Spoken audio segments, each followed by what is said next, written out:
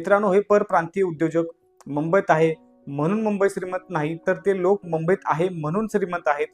त्यात कुठेही मागे नाही, कारण देशाच्या सक्षमीकरणात महाराष्ट्राचा सदैव सिंहाचा वाटा राहिलेला आहे.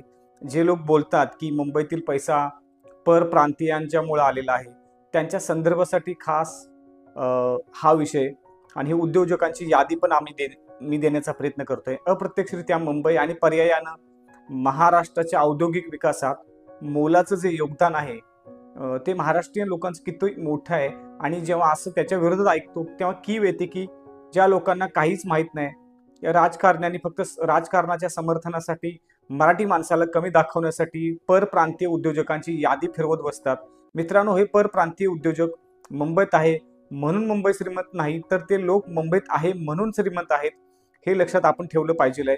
कारण महाराष्ट्राला घडवण्यासाठी, मुंबईला घडवण्यासाठी प्रत्येक लहान मोठा उद्योजक, या महाराष्ट्रातील उद्योजक यानं कसं पणाला लावत योगदान दिलेलं आहे. मुंबईतील काही मोठे उद्योग व्यावसायिक परप्रांतीय उद्योजक आणि व्यावसायिकांच्या हातात आहेत. त्यामुळे राजकारण्याने केलेले वक्तव्य समर्थनीय होत नाही. कारण एखादा मच्छीमार चांगली मच्छी करतो याचा अर्थ असा होत नाही की समुद्रातील पाणी व मासे त्याच्यामुळे जिवंत आहेत. कारण मुंबई उभा करण्याचं, घडवण्याचं, व्यापार उदीम वाढवण्याचं श्रेय खरं तर इंग्रज काळापासून सुरू होतं. मुंबईचे भाग्य विधाते स्वर्गीय जगन्नाथ शंकर शेठ या मराठी उद्योजकाच्या साथीनं मुंबई घडवली गेली. स्वर्गीय भाऊदाजी लाड यांचे देखील योगदान अतुलनीय होतं.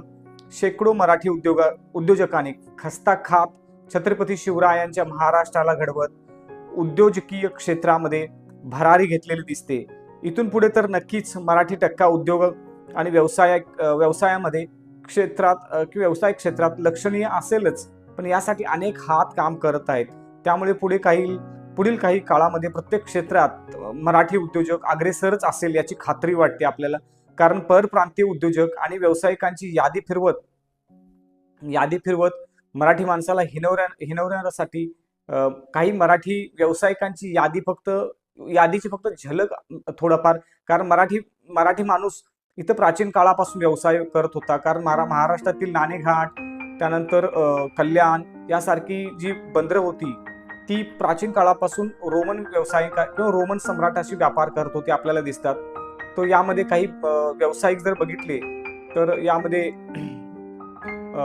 किर्लोस्कर असतील, बाबा कल्याणी भारत फोर्जचे संस्थापक असतील, किंवा विक्रम पंडित माजी CEO सिटी ग्रुप अमेरिकेचे जे आहे ते असतील, किंवा Dinesh Keskar chairman Boeing India त्याचे चेअरमन असतील, आबासाहेब गरवारे संस्थापक गरवारे ग्रुप ऑफ इंडस्ट्रीज,